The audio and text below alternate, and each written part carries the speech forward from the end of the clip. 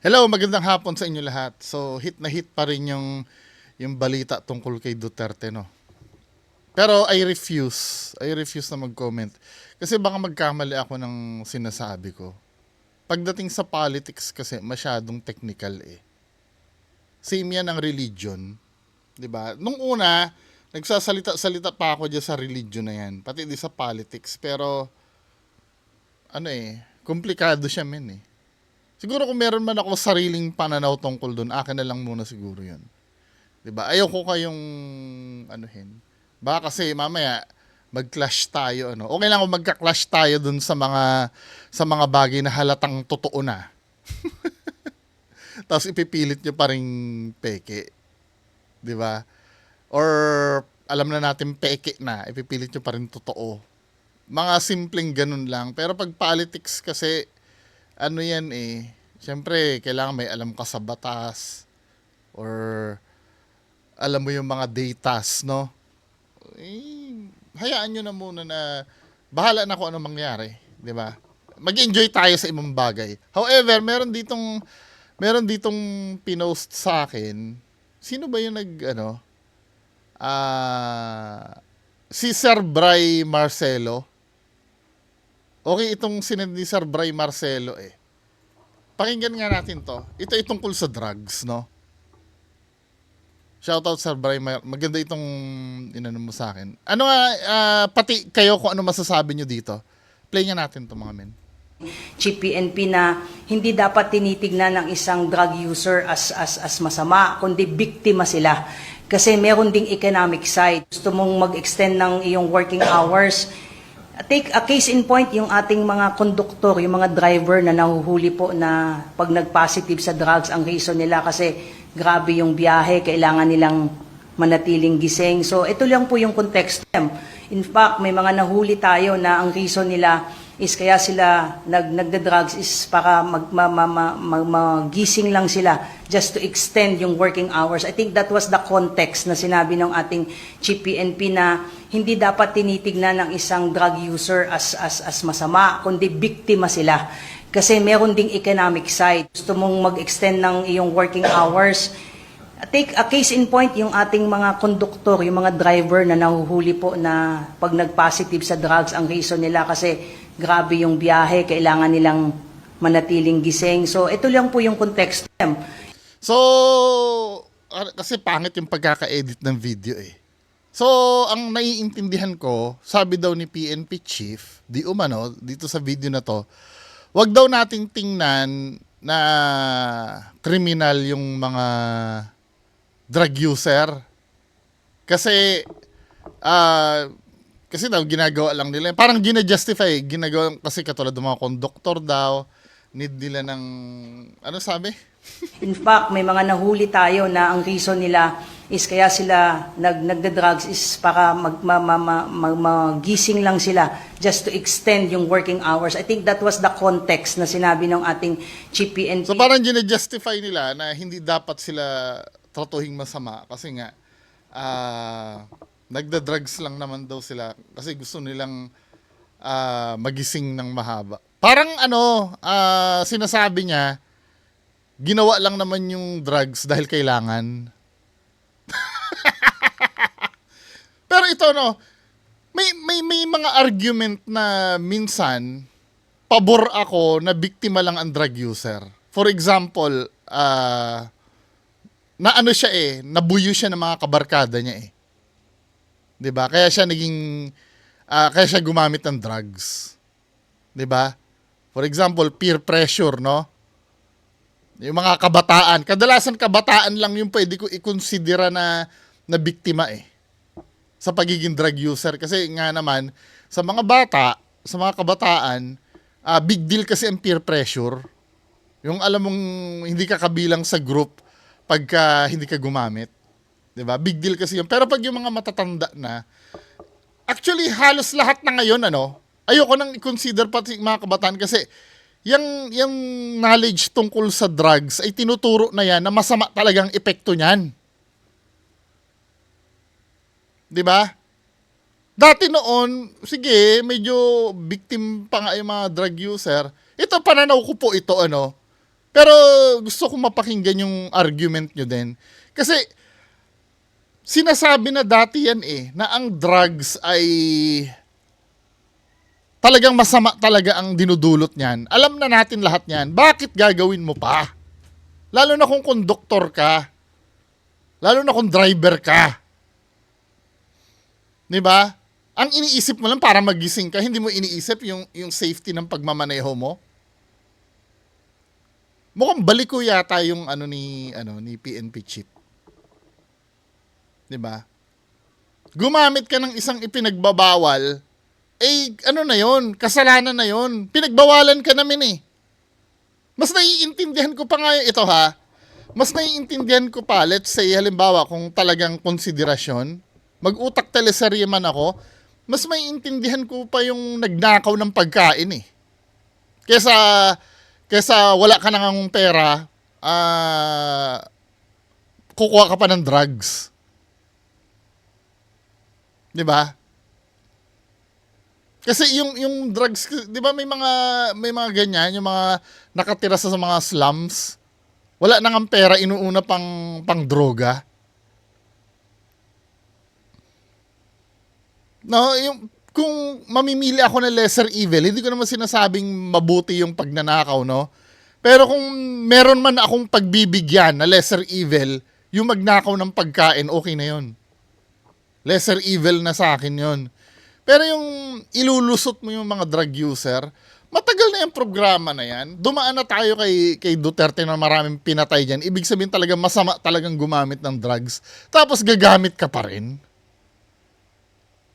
Di ba? Para ka namang hindi nanonood ng TV. Actually, sa school yata, tinuturo na ngayon yan no? Or, tinuturo naman talaga na masama talaga gumamit ng droga, pero gagawin mo pa rin. Ano ba? Alak nga Alam naman natin pag nasobrahan yun, masama 'Di ba? Lalo na yung drugs. Yung alak, 'di ba, hindi naman pinagbabawal yun dahil nakokontrol naman yun Basta konti ka lang uminom, yung pang ano-ano mo lang, pang saya-saya nyo lang, 'di ba? Wag lang ilalagay sa utak. Pero ang drugs kasi, alam mong masama talaga yun. Kahit 1 gramo lang ang tirahin mo doon. Hindi ko nakukuha yung ibig niyo sabihin, no? Kasi ang magiging biktima ka na niyan pag pangangailangan mo na yan 'Di ba?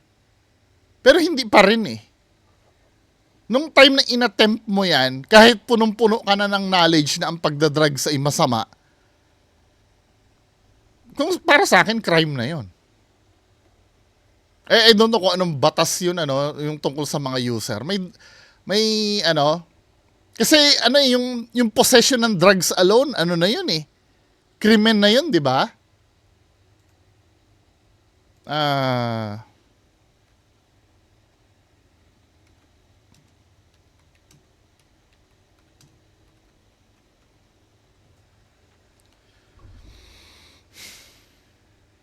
Ngayon may pala may batas pala A person apprehended who is found to be positive for use of any dangerous drug and a confirmatory test shall be imposed a penalty of minimum of 6 months rehabilitation. Rehab pero 'di ba iba pa yung drug possession? Drug possession. Ay, yun din, no? Anyway, labag pa rin sa batas Kasi alam nyo mga kababayan ko, kung titingnan natin yung nagnakaw ng pagkain versus doon sa gumamit ng drugs. Yung nagnakaw ng pagkain, ang kinukure lang naman nun yung gutom 'Di ba? Pero pag nag-drugs ka kasi, ang ginagawa nun, ginagawang hayop yung ginagawang demonyo yung nakagamit nun Just imagine, rapin mo ang baby dahil addict ka. 'Di ba? Patayin mo ang tatay mo kasi nakita mo nag-transform na aswang. Kaya talagang dapat nga doon sa dealer ng mga drugs, mga drug dealer, yung talagang dealer, yung mga big time, talagang dapat death penalty yun eh. Di ba? Kasi, hindi na tao yung mga nabibiktima nila eh. Pero dito yun lang ang tingin ko, no? Kung kasalanan man, I don't know about the legal kasi nakalagay lang dito, nababasa ko lang. Pero yung mga nakakaalam, kasi ang parusa lang dito rehab eh. Sa RA 9165. Pero kung ako ang tatanungin, wag na tayo magpaka-legal kasi wala namang kung alam na batas na magpaparusa sa mga user. 'Di ba? Pero kung tanong ay kasalanan ba 'yon? Kasalanan 'yon. Alam mong makakasama sa iyo eh. 'Di ba? May knowledge ka na. Yung mga umiinom nga ng lason, alam nila na pag ininom nila yung lason, mamamatay sila. 'Di ba? Yan pang drugs na yan na ilang beses nang ini-educate tayo niyan. Kahit sa mga commercials nung araw na masama talagang epekto ng droga. Kahit nga sa mga cartoons nung 90s, 'di ba? Meron 'yan na say no to drugs.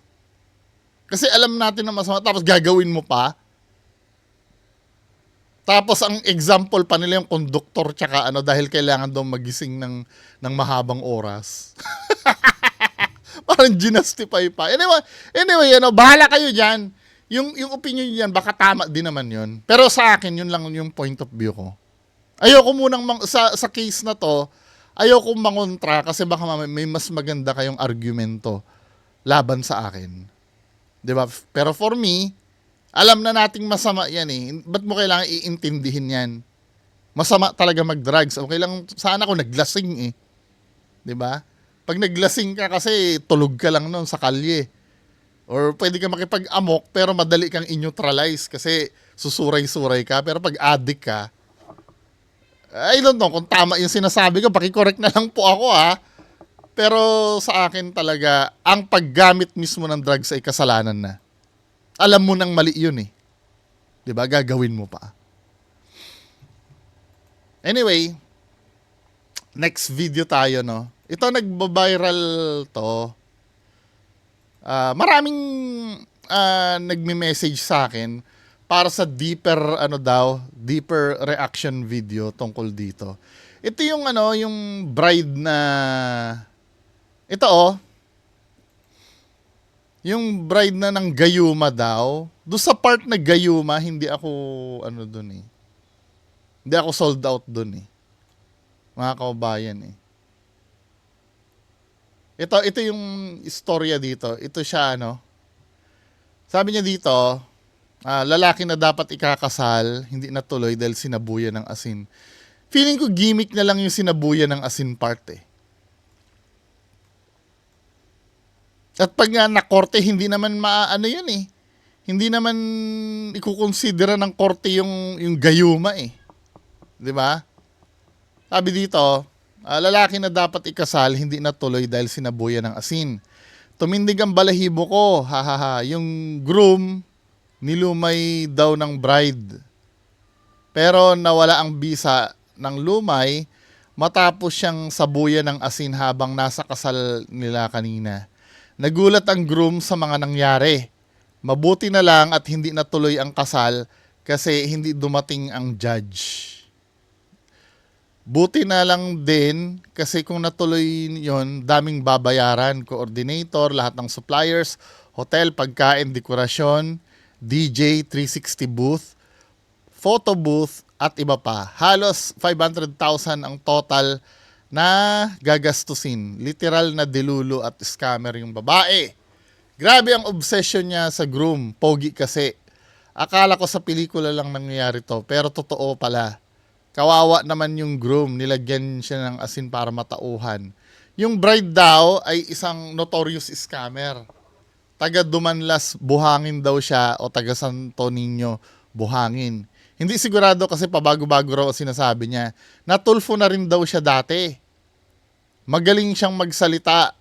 Sinasabi pang civil engineer daw siya. Puro vlogger sa Davao City daw ang bisita niya. At may pa-security pa kasi parating daw na senator. 6 a.m. pa lang, naghihintay na ang bayad ng coordinator. Pero panay ang delay ng bride hanggang sa sinabi niya, "Sir, ituloy na lang natin itong kasal.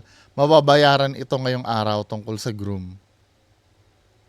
Ngayong araw. Tungkol sa groom, pagdating pa lang sa hotel kaninang umaga para sa makeup, parang lutang na lutang si groom, hindi masyadong nagsasalita. Lahat ng bisita sa hotel kakilala ni groom. Walang bisita mula sa side ng bride. Pero parang hindi siya kumikibo. Doon na siya nag-collapse at natauhan matapos siyang sabuyan ng asin ng isang bisita. Bigla siyang nagtanong kung nasaan siya. Ano to? Wala to, men. Mukhang narinig o naniwala rin sa lumay yung bisitang nagsaboy ng asin. Hindi lang ito ang naloko nila, pati organizer. Nag-rent pa raw sila ng sasakyan sa CDO worth 2.5 per day. Pero wala ni isang pisong nabayaran. Dapat may down payment bago mahiram ang kotse. Pero dahil kilalaan ng groom, ang kilala ng may-ari ng car rental, pinagkatiwalaan sila. 23 years old ang bride, 24 years old ang groom.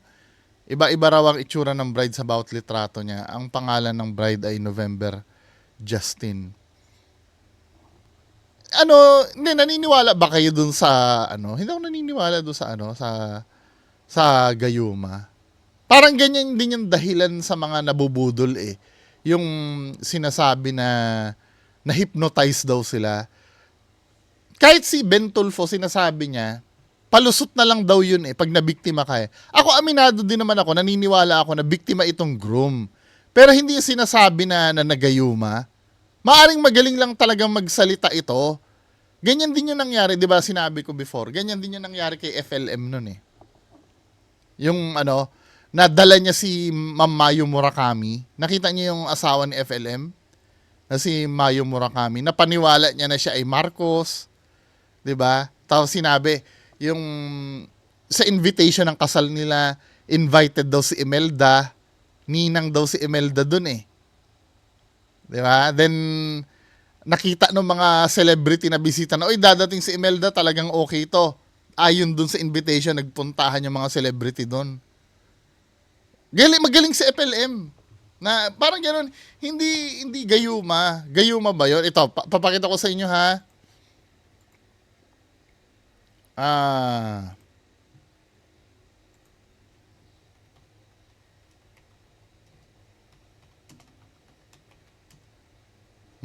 Tingnan nyo. Tingnan mo yung asawa ni FLM, maganda yan, si Mamayo Murakami. Ano to eh, parang beauty queen ito sa Japan eh. Ngayon yung wedding. You have captured my heart. Ito kasama niya si Bernard Swept Chong. me off my Ibig mo sabihin, ginayuma niya rin ito, itong babae na to? your voice. Yan? Ginayuma rin ni FLM yan? Ito kasi si Ma'am Mayo kasi noon, ayon sa sa mga panaginip ni Boss Mike, si Boss Mike Cervera, dati kagrupo ko yun eh. Sa investigation nila, ito, may pinagdadaanan to si Ma'am Mayo noon. Tungkol do sa boyfriend niya na baseball player sa Japan. Nabuntis yata siya, tapos parang ayaw siyang panagutan. Ito si FLM, nagpakahiro. Siyempre, desperate times, no? Tapos, Marcos pa yung nanliligaw sa'yo. Hindi naman sa hinuhusgahan ko ng mukhang pera ito si Ma'am Mayo. Siyempre, nakakuha siya ng opportunity na itong magiging asawa ko, malupit pala. 'Di ba? Kasama naman kasi yun talaga. Hindi lang sa itsura na ganito. Tingnan mo yung nila oh. Parang hiyang-hiya nga si Ma'am Mayo dyan nung time na yan eh. Habang kinasal sila eh.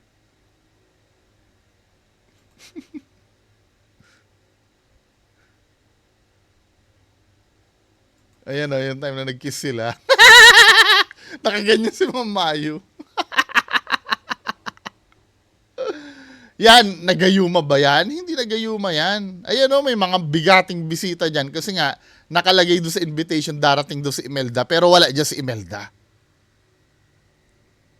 Diba? Yun ang, ano, pero dito, hindi ako naniniwalang ano to eh. Hindi ako naniniwalang ito ay gayuma. May footage ba na sinabuyan siya ng asin? I don't think so. Hindi ano. Ay ano.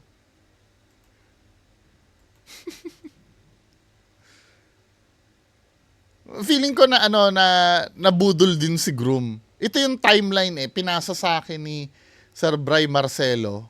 So ito yung kwento daw. Ha? Ito yung kwento ng bride ng scam.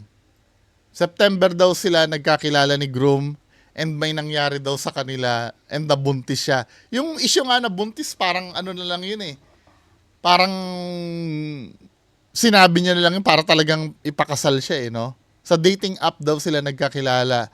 Pagka February, hinanap na daw si Groom and yun daw yung time officially nagkita sila.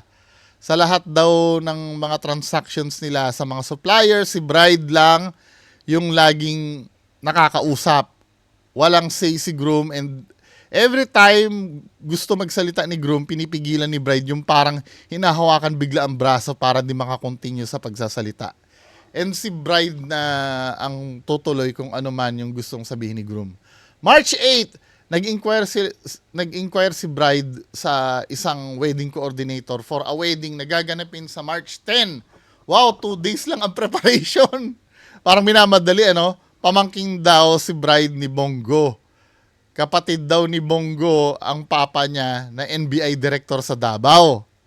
Since daw nabuntis si Groom sa bride, gusto ng papa ng rush na kasal para daw wala nang masabi ang family ng bride since prominent nga daw sila para di daw masira ang name, charing. 'Di ba parang yung ano, yung luma na yan eh, no? Panahon pa ng Hapon yan eh, yung mga kailangan ikasal muna. Ngayon hindi na importante yan eh. 'Di ba? Para masira ang pangalan na buntis. Hindi na big deal yan ngayon eh. I don't know, may pamilya pa bang ganon? Yung mga makaluma siguro, binigyan siya ni wedding coordinator ng package and nag-request daw si bride na mga add-ons since gusto niya masaya daw wedding. 270,000 daw yung package lahat-lahat na. 100 packs. Sa first meeting ni na wedding coordinator and bride, March 9, nag-meeting sila sa isang hotel sa CDO kasi doon daw naka-check-in si bride and groom. Manghihiram daw si bride ng money kay sino yung wedding coordinator na pangbayad sa hotel. 4-5 daw kasi blinak daw ng daddy niya mga cards niya. Kita mo ikakasal daw si Boblak. Anyway, after naman daw ng meeting nila, sinunod naman daw si bride sa shop ni wedding coordinator. Susunod naman daw si bride sa shop ni wedding coordinator para mag-fitting para sa damit and also bibigyan nga ni wedding coordinator ng 4-5 since panatag naman daw siya. Sumunod nga daw ang couple at nag-fitting nga pero di pa din sila nagbayad. Since 2 days na lang ang preparation sa wedding, gusto na ni wedding coordinator na mag-set up na sila agad-agad sa venue. Very strict na daw ang hotel. Need muna daw ng down payment before mag-start ng setup. So binayaran ni wedding coordinator. Madaling araw na March 10, di daw makatulog si wedding coordinator since promise si bride na magsisend na daw ng 270k ang daddy niya. Pero wala daw perang dumating. Conflict binlock ng daddy mo yung mga cards mo pero magsisend ng 270k. Parang sa isang prominenteng pamilya, napakaliit nitong 270,000 sa kasal, no?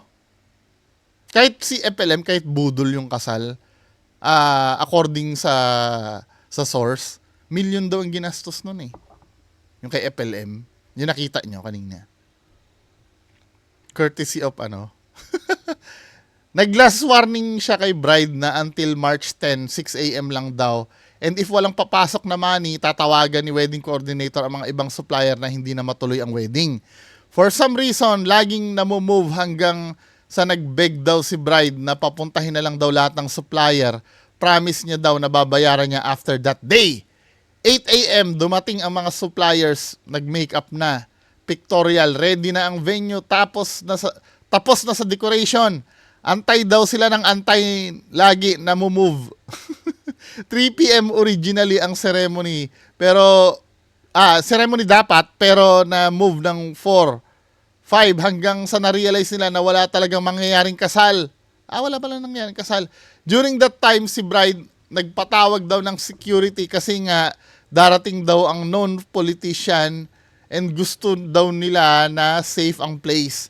Ngayon, nakipag-coordinator si wedding coordinator sa hotel, nakipag-coordinate siguro, ibig sabihin, sa hotel security about this. And may dumating nga na mga pulis. Nung dumating na mga pulis, kinausap si wedding coordinator si bride if need pa ba ng security. Sabi naman ni bride, di na daw need kasi nagpa-post na daw ang papa niya ng mga pulis around the area. Pero nagtaka na daw ang wedding coordinator kasi wala naman daw silang nakikitang pulis. May mga ibang bisita daw doon na sinasabing kababata daw nila si groom. Pero na-notice ni wedding coordinator na di daw nila kinakausap si groom. Pag nadaan si groom, for example, parang wala lang daw. So medyo off daw ang nagduda na si wedding coordinator. Kaya nagpakamarites na siya and dun niya nalaman na parang may something. Hindi siguro kaya hindi medyo nag-aalangan na rin siguro yung groom. Not necessarily na ginagayuma, no?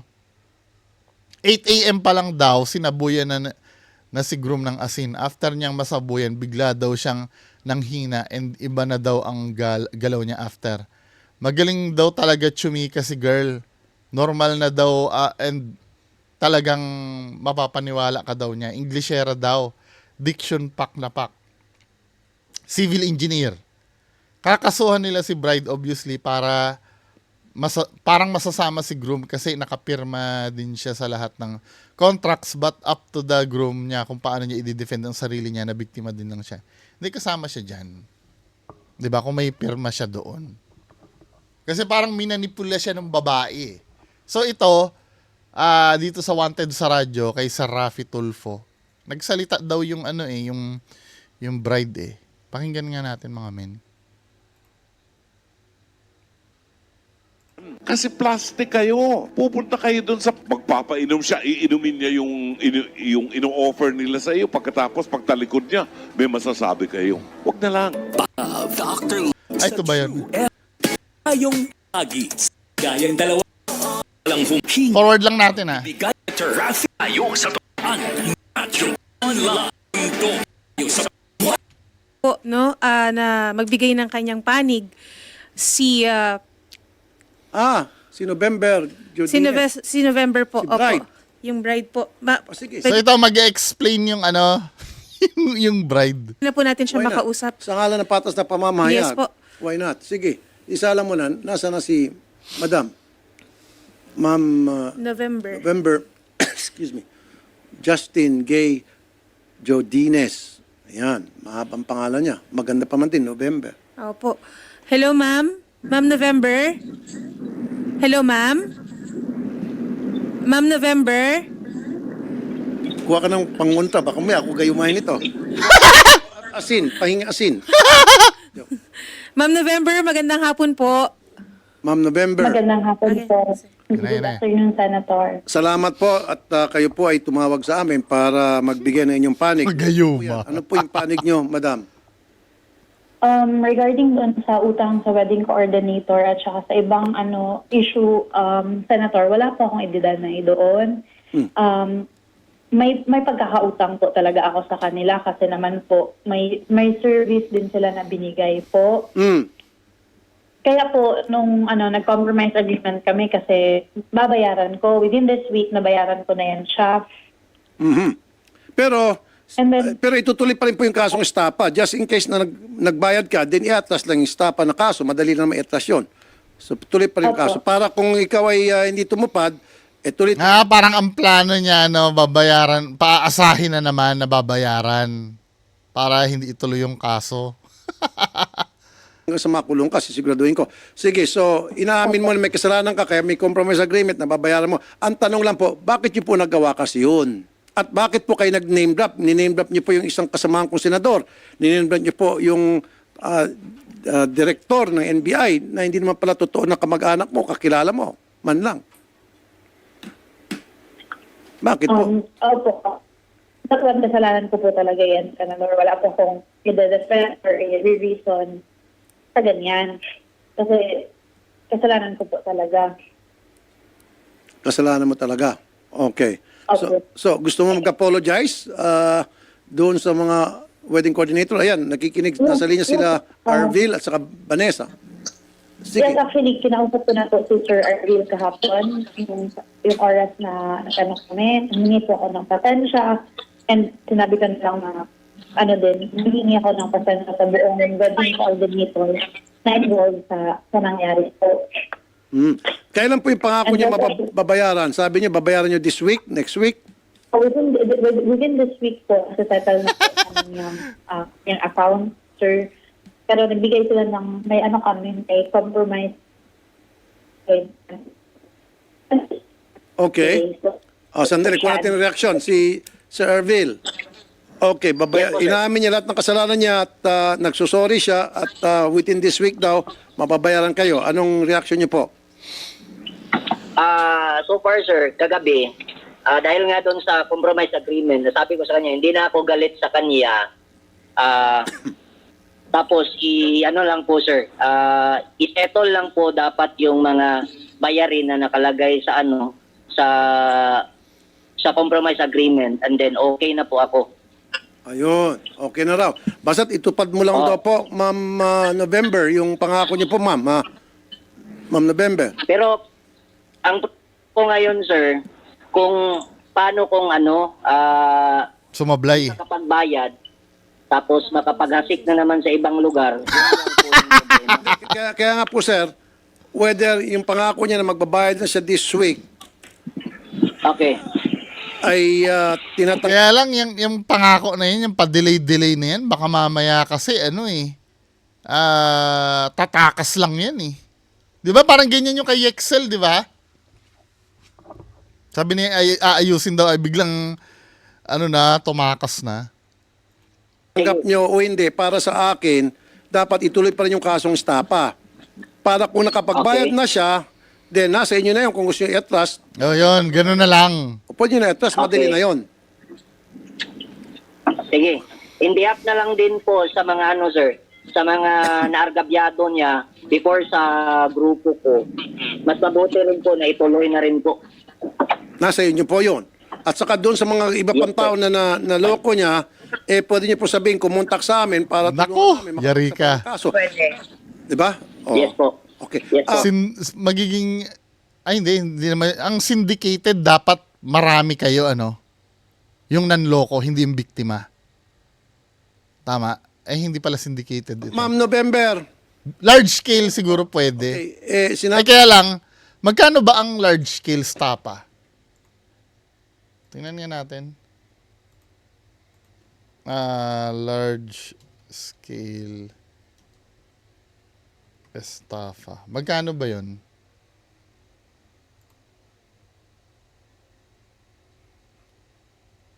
Multiple or large amount of money. Magkano yon? Kung 200,000 lang naman, pasok ba large scale yon? Multiple people ang criteria eh. Multiple people. Baka kasama, kahit siguro 200,000 lang. How is large-scale stapa defined? It's not separate crime but an aggravated form of stapa. When the amount of money or property involved is significant, magkano? It's also considered large-scale. Pagsasalitaan ba yung abogado? Tingnan nga natin. Or nagsalita na yung abogado sa umpisa pa lang. na totoong buntis ka, nabuntis ka ni groom, ni Joel? Yes po. Ilang buwan ka ng buntis? 6 months po. 6 months. Yes po. May, May- yan po yung workout namin ngayon, Senator. Para Pero ba't parang liit naman ng tiyan mo, ate? 6 months? Alam ko malaki na yung 6 months na yan, di ba? Asan na yung ano? Yung posting nga natin. 6 months ba to? Kailan lang yan? Nitong March lang to, di ba? Hindi to buntis. Feeling ko lang. Kamukha siya ni Nancy Binay, ano? Feeling ko hindi siya 6 months. Feeling ko fraud din yung pagiging... Siguro yun na lang yung paraan para hindi niya mapakawalan yung groom. kuha kami ng lahat ng article na pwede gamitin as evidence para po makapag-file kami ng vouchy in case ayaw niya talagang makipag-usap sa akin ng maayos. Hindi, ganito Kasi po. willing naman. Yeah, ganito po yan, Ma'am November. Of course, tutulungan ko si groom, kung gusto niya, si Joel, ipa-DNA test natin yung bata. Yes po. Baka mamamalay mo, hindi sa kanya. O kung sa Opo. kanya, di okay, ako mismo tutulungan kita na para suporta naman niya kasi anak niya yun. Kahit na-scam, marami ka na-scam, kung talagang anak niya yon, sinabi sa DNA test, ako mismo mag-uubliga dito kay groom na bayaran ka. Groom to be, supposed Yes to be. po. Okay? Oh, Okay po. hindi ka hingi ng sorry kay groom. Oh, well, huwag ka muna mag-sorry. Pwede ka na mag-sorry kasi sino bang umatras? Di ba ikaw ang umatras? O si groom?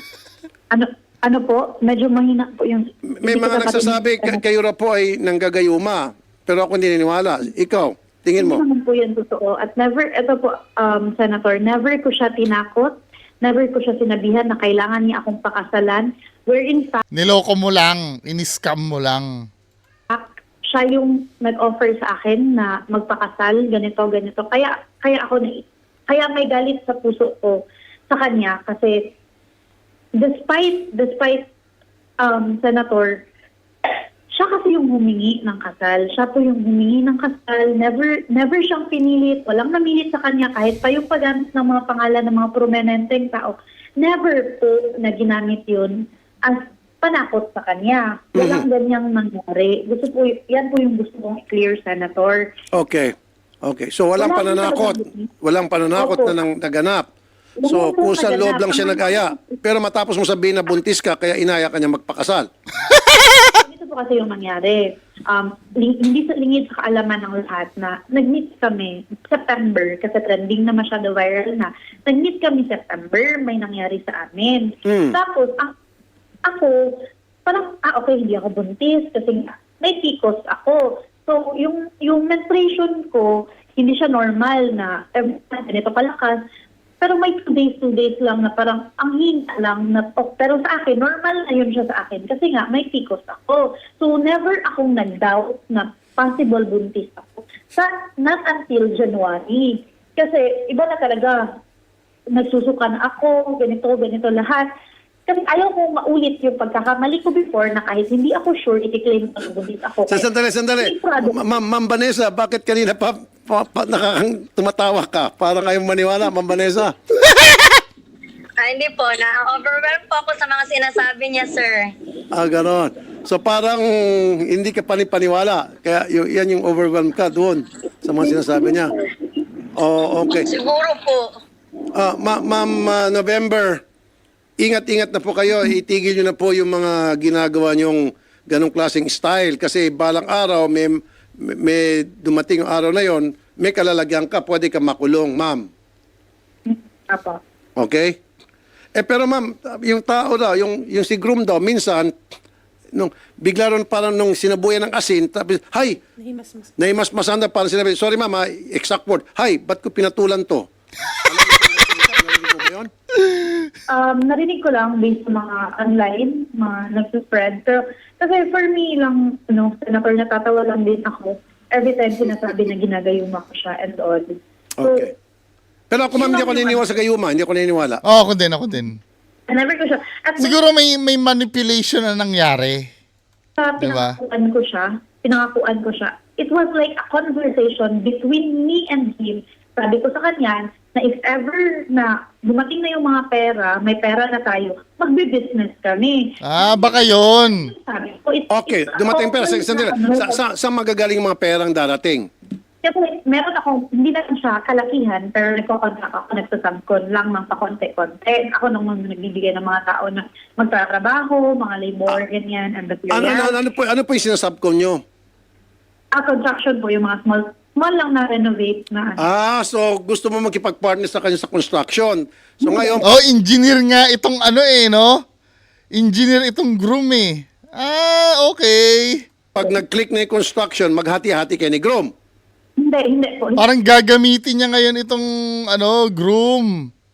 Oh, ito na yung master plan pala ni ate. Ganyan. Kasi may mga billing ako na darating. Kasi billing kasi yung tawag ko sa ganyan na mga bayad sa akin. After ko matapos yung mga renovation, mga building na konti lang, small time lang naman na kontrata ko.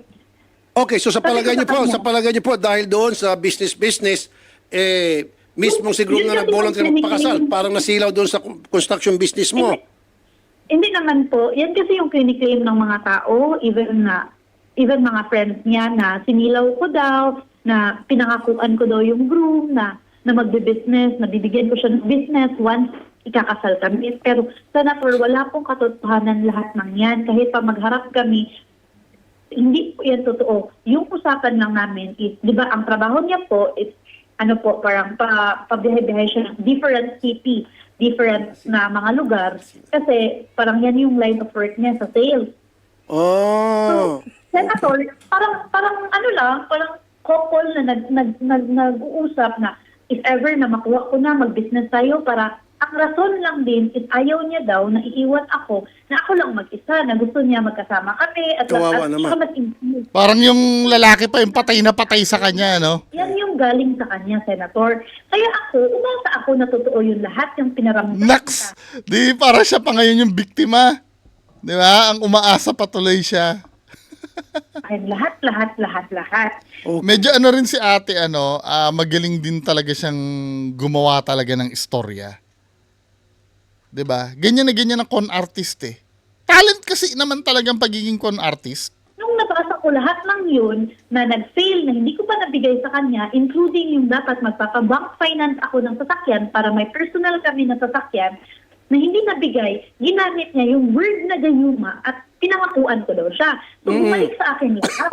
Parang akong nag-isip na Tama ano ba? naman. Papakasalan at minahal at pinili mo lang ako at nag-stay ka lang sa akin dahil lang doon. Dahil sa yun lang business. din yung Ikaw naman pala groom ang binabaliktad eh. Maaaring nga nagsasabi yan ang din maisip ko ngayon. Okay. So parang lumilitaw na parang nagayuma. Sige. Dali, inom mo ng tubig. Sige, paliwanag kayo, ma'am. May gustong sabihin itong si ate. Ako po? Yes, ma'am. Yes, ma'am. Kayo po. Tapos po, ibalik ko lang para may context lang sa Senator. Yes. Nagsimula kami sa isang one night stand lang. Nung araw na yun, at saka nung mga panahon na yun, hindi ko naman alam na may live-in partner. Ayun. Alam mo. Wala akong alam. Ako naniniwala na eh. Nantok-antok na ako. Ano sasabi niya? Tapos, Senator, nung September last year po, ang pag-uusap namin na after nung one night stand napupunta. Ha? Ma'am, hindi ako maniwala. Opo. Kanina naniniwala na ako. Hindi na. Sinubuyan ng asin. May sinabuhay mo sa akin. Asin yan, sir. Ay, hindi na ako naniniwala. Kanina naniniwala na ako. Dahil mas na. Anyway, ma'am. Ano po? Hindi ko po marinig. Effective pala yung asin, ano? Kanina, naawa na ako. Kanina, inaantok-antok na ako. Parang na-hypnotize na ako. Pagsabog, na mas masarap. Hindi ko po marinig, sorry. Hindi, ma'am. Yung asin, sinabuyan ako ni Himasmasan po si sir, Himasmasan ma'am. na ako. Okay. Anyway, ma'am, ganito na lang. Basta this week, nag-sorry ka na, inamin mo yung kasalanan mo, babayaran mo this week, pero tuloy pa rin yung kaso, at kami Kasi ang nangyayari, nagmamanipulate na naman siya eh. Parang pinalilitaw niya na siya na naman yung biktima, siya yung inano ni Sir, groom, di ba? sisiguro na magkakakaso ka, pag binayaran mo, umatlas yung mga complainant namin, di nasa kanila na yon. For the meantime, pangako ko sa iyo kung talagang totoong buntis ka, para maging fair tayo, at ang nagbuntis sa iyo talaga itong si Grom, si Joel Lorito, tutulungan kita na para makakuha ka ng suporta para dun sa bata, okay? Opo. Oh, asin pa ulit. Oh, sabi na asin dito. Asin pa ulit. Mahalat na ako. Kulang na lang mangga. Anyways, ma'am, salamat ma'am ha. Salamat, ma'am November. Ayan po, Sir Arvil, ma'am Vanessa, nag-sorry. Tinanggap yung kasalanan at magbabayad pero tuloy pa rin kaso. Okay, okay ma'am, sir? Okay, ma'am Vanessa at Tuloy Sir pa rin. Arvil. Thank you. Tuloy pa rin po, sir. Thank you po. Thank you po, ma'am November. Thank you po, Senator. Thank you po, ma'am November. Salamat po sa pagtawag sa amin para magbigay din yung sign. Magandang hapon po, ma'am November. Ma'am November. Wala na. So, yun yung... I mean, ang ginagawa niya, ganun talaga mga con artist, no? Palilitawin nila na sila pa yung naagrabyado. Na halatang tinatanga. Pero kung kung halimbawa, papakinggan mo, magaling talaga siya magsalita. Kaya nga lang, binrake na lang ni Tulfo na parang sinatagir niya na lang na parang naniniwala siya, no? Tapos ito, meron video dito. Saan ba yung video na yun? Na nag-explain si Groom. Ito Kaya lang Bisaya pero may translation dito sa gilid. Napakyas ko, natingala ko anong pagabot dito. So ito, I don't know kung totoo, hindi naman nakikita yung mukha Wala ko niya og sa bligig asin. Pero ang sabi dito, ang translation, salamat doon sa nag-translate sa comment section ha. Sabi dito, nagtaka daw siya kasi dumating siya doon sa hotel, ikakasal na pala siya. Hindi niya namalayan, buti na lang may taong naglagay ng asin sa likod niya. Hindi ako naniniwala dito, parang way niya na naman ito para makatakas. Yung issue nung quote-unquote asin na yun siguro, feeling ko si Groom ang gumawa nun Feeling ko lang. Para talagang makatakas siya dun sa ang laking obligasyon na kinakaharap niya sa mga bayarin, di ba? Hindi niya namalayan, buti na lang may taong naglagay ng asin sa likod niya para magkamalay siya, malaki daw gastos niya kasi nag-down na sila. O bakit alam niya yon kung nagayuma siya? Sabi mo, hindi niya namalayan. Tapos, malaki daw gastos niya kasi nag-down na sila. Ba't alam mo na nag-down na kayo? Kung hindi mo namalayan na nandun. Conflicting, di ba? Nagtanong ang interviewer kung gwapo ba daw siya. Sagot niya, tama lang. Ikaw, tanongin ko, gwapo ako o hindi? Gwapo sir, parang si Piolo Pascual. Sabi niya, kaya nga, madami daw siyang girlfriend noon, pero sa kanya lang daw siya naipit. Madami daw siyang magandang girlfriend noon. Yung babae daw, naggastos lahat at nagprepare sa kasal. Blind daw siya sa lahat. Hindi niya alam ang nangyayari kung hindi dahil sa asin, hindi niya. Kagaguhan yung asin part na yan. Nagduda daw friends niya kasi bago lang sila sa babae tapos magpapakasal ka agad. Tips niya sa lalaki, huwag magmadali sa paghanap ng babae kahit na yung babae ang manligaw sa inyo. Parang may something din doon sa Groom, no? Anyway, yung part na naggayuma or hypnotismo, kadalasan yan ang katwiran ng biktima Feeling ko yun ay pagiging in denial lang nila na madali silang naloko. Di ba? Feeling ko in denial lang sila. Hindi... meron naman sigurong gayuma, no? Dahil kung... Siguro, no? Ayoko naman kontrahin yung existence ng gayuma. Meron naman siguro. Pero itong time na to, hindi ako naniniwalang ginayuma to.